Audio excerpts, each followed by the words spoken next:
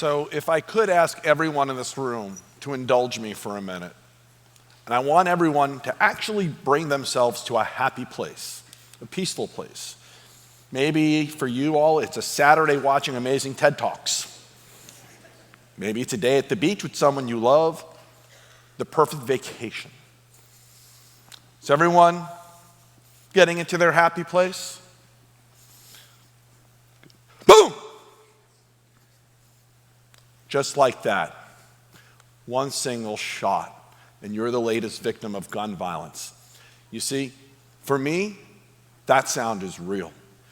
That is the sound I live with in my head every second of every day. Is that the last sound my daughter heard? What did she feel? Did she suffer?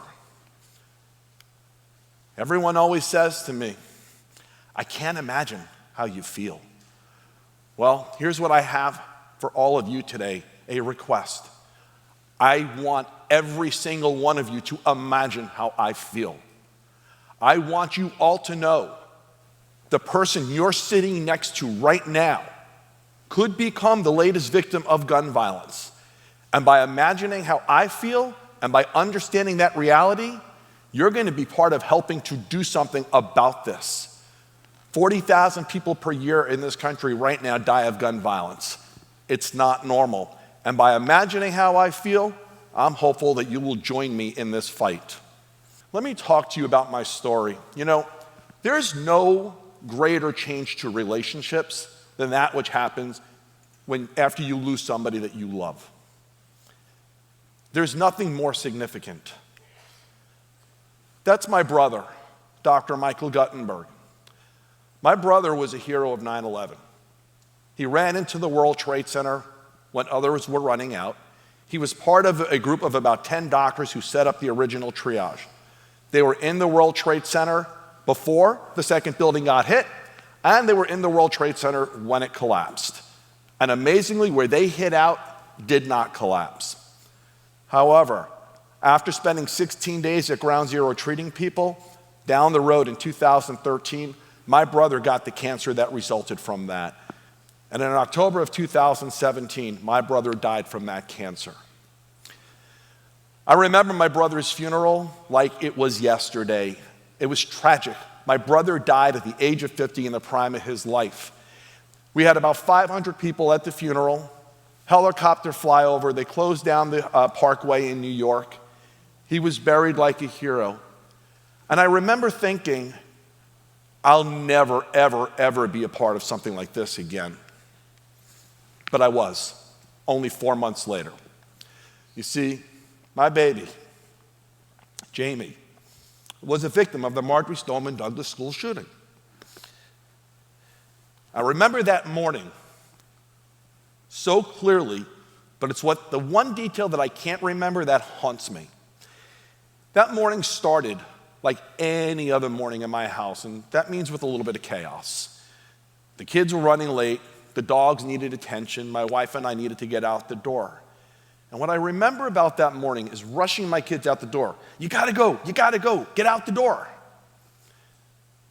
What I don't remember about that morning is that I say the simple words to my children as I was busy rushing them to school, to the place where they're supposed to be safe, to the place where they're supposed to learn. Did I take that one last second to say, I love you? It wasn't supposed to be the last second.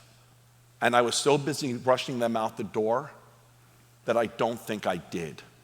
And it haunts me every day of my life.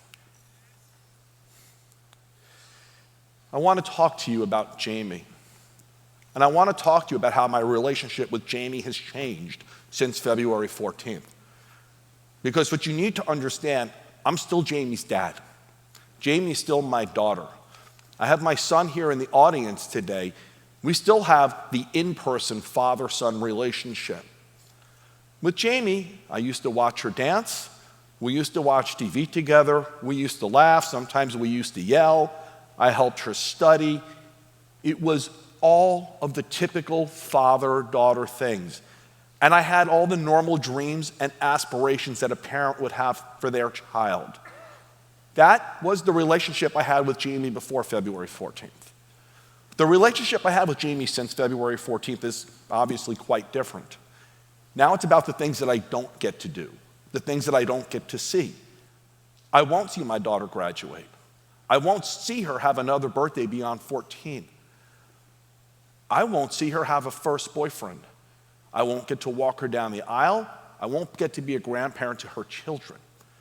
And the way I get to spend time with my daughter now is at a cemetery, sitting on a bench, looking at her stone, and looking out into the distance at a lake with a fountain, and looking into the sky for some kinds of signs that we're still connected somewhere in this universe. And when I leave the cemetery, I continue with the tradition that I've always had with my daughter. Actually, it's a tradition in our house. We kiss each other 3 times to say goodbye to each other. It's our family tradition. And so when I leave the cemetery, I still kneel down and I kiss my daughter 3 times to say goodbye. Before I go any further, I think it's important for you to get to know my daughter. And so this is Jamie.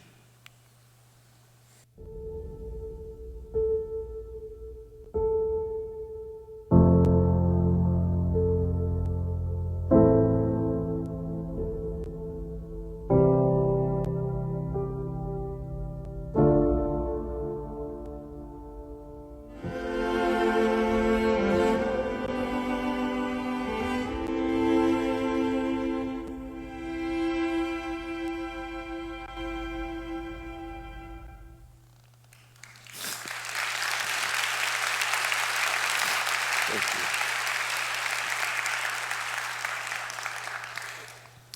Following Jamie's murder, I went through a process of finding myself and finding my voice. In fact, it started immediately the day after. I was invited to speak. I went to the vigil in Parkland, and when I got there, the mayor asked me if I would come up and speak. I hadn't planned for it, but I said yes. And I remember a few things about that night, getting up there and crying out to the crowd about my family being broken and feeling broken. And I also remember talking to the crowd, and finally hitting me for the first time that day. We were victims of gun violence. And I went home that night, and I said it that night and all week after that, I'm going to break that effing lobby. That lobby that got in the way and allowed things like this to happen. And from that day, I've gone on a mission. In fact, just a week later, the CNN town hall, those of you who were watching it saw me confront Senator Rubio. Now, the thing that's important about that is that was the moment where I realized I no longer have this feeling of awe for people who are in a different position in life than I am.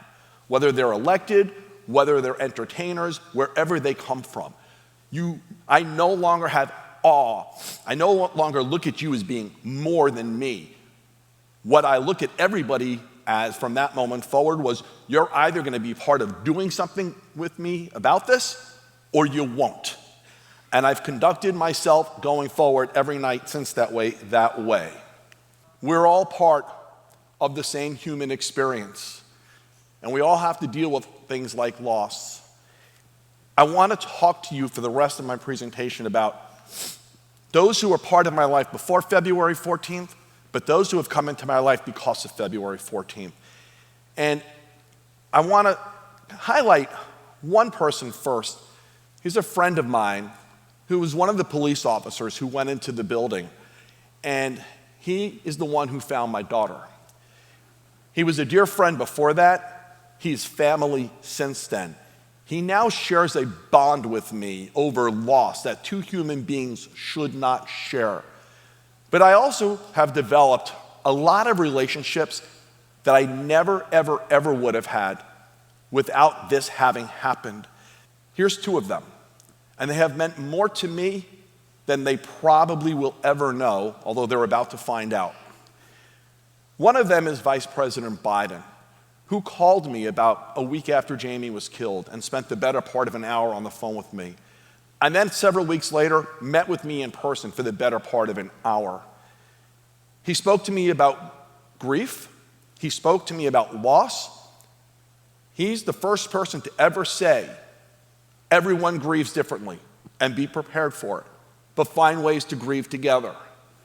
He's also the first person to use the phrase with me, mission and purpose. It is his talks to me that have literally given me the foundation that I have lived my life by ever since this happened. And I am very thankful that he took the time to get so personal with me. The other person was Governor John Kasich. He invited me to Ohio to testify about gun safety laws. And while there, he took much of his time that day to just talk to me on a very personal, deep level about faith. For those who don't know, Governor Kasich is a man of deep faith. And I had to be honest with him. My faith in a higher power is shattered. But what was amazing about him is how he gave me hope and how he talked to me about going forward. And the truth is, since that day, I've realized my faith is actually probably stronger than it's ever been, but it's placed elsewhere. It's now placed directly in the people who surround me every single day. This guy gets his own slide. For those who don't know who he is, that's Congressman Ted Deutsch. For those of you who have heard me talk about him before, I affectionately call him my bromance. I didn't know him until the night that we buried Jamie. He wanted to come pay a shiva call at our house. I did not want any political people at my house. I was just angry at all of them. But his wife, Jill, and they've since become very dear friends of ours, was mutually friends with somebody that was friends with my sister. And my sister is very persistent and eventually got me to agree to let them come, but I put a rule on. I said, they've got 10 minutes. I greeted them in the driveway when they got to my house to make sure they understood the rule. I went out there with my finger wagging. I said, you got 10 minutes. And they came in for their 10 minutes, and they didn't leave. They spent the entire night with my family, and we fell in love that night. They are wonderful people. He has been my mentor. He has been my guide. He has been someone who has held me up at times that I have felt weak. And I'm very thankful to have him in my life. However, this is a relationship that never, ever, ever would have existed if not for the loss of my daughter.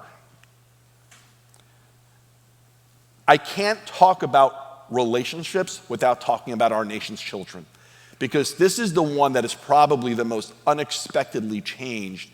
Because like a lot of adults, I was worried about them. I didn't think they knew how to communicate. I thought they were all kind of lost in their phones. But we had it wrong. They do know how to communicate. They're fierce in their communication. They know what they want, and this is their weapon. They actually had the wherewithal that day to record what was happening. So you can't ignore the violence. And they are able to communicate, to strategize, to look forward, and to get in touch with each other in ways that leave us adults spinning and in their wake. Our kids are amazing, and I look forward to the future of this country with them in charge with real optimism. Oh, whoever's clapping, that's it.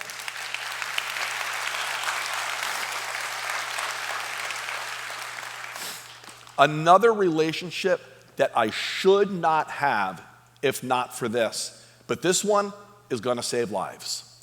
You see, Congressman Wasserman Schultz and I were having a conversation before the last election, and we were talking about my mission.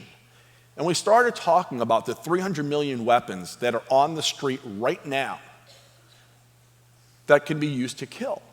And I was concerned about it because nobody's dealing with that reality. Well, that conversation led to us talking about ammunition and the fact that there's currently no required background check on ammunition. And out of that conversation, we wrote Jamie's Law, which is currently waiting for hearings, and it seeks to extend background checks to ammunition. And the day Jamie's Law becomes law, lives in this country will be saved. A relationship that exists only because of the murder of my daughter, but because of this relationship, Jamie will continue saving lives in this country.